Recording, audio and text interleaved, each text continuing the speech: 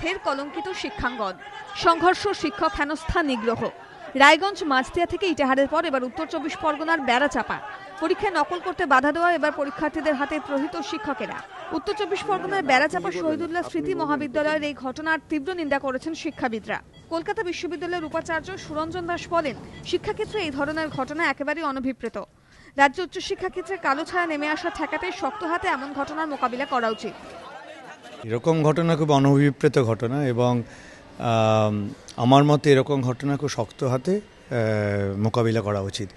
কারণ যদি এরকম ঘটনা চলতে দেওয়া হয় তাহলে আমাদের উচ্চশিক্ষার ক্ষেত্রে তো একটা ধাক্কা তো আসবেই, তাছাড়া সমগ্র পশ্চিমবঙ্গে উচ্চশিক্ষার ক্ষেত্রে একটা কালো ছায়া নেমে আসবে। জাতীয় গ্রন্থাগারের অধিকর্তা স্বপন চক্রবর্তী মনে করেন, ছাত্রদের হাতে শিক্ষক নিগ্রহের এমন ঘটনা অপরাধের শামিল।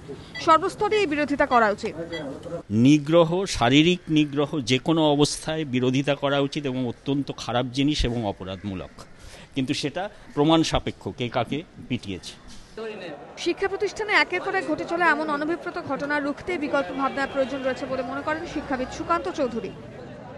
অন্য কোনো একটা বিকল্প আমাদের কিন্তু খুব তাড়াতাড়ি ভাবতে হবে, তা না হলে বোধহয় এরকম ঘটনা ঘটতেই থাকবে।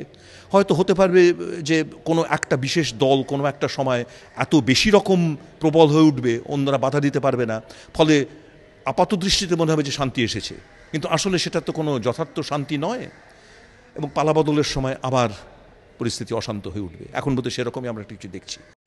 শিক্ষামন্ত্রীর একের পর এক রিপোর্ট তলব, তৎপরতা প্রশাসনিক মহলেও, কিন্তু বদল নেই নৈরাজ্যের ছবিতে। একের পর এক শিক্ষা প্রতিষ্ঠানে এ ধরনের বিশৃঙ্খলায় চরম উদ্বেগে রাজ্যের শিক্ষা মহল। এবিপি আনন্দ।